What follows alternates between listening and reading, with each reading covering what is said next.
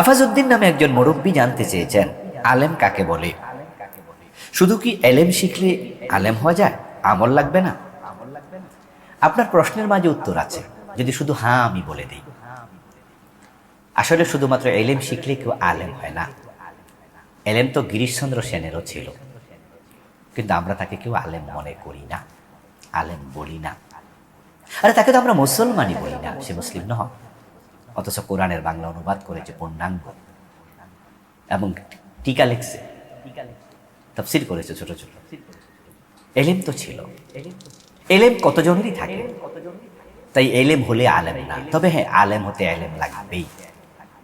আপনি যত বড় তাজ্জুদ গুজার ব্যক্তি হন, আল্লাহর সলে বান্দা হন, কিন্তু এলেম নাই, আপনাকে আমরা বলবো আপনি আবেদ, কিন্তু আলেম না।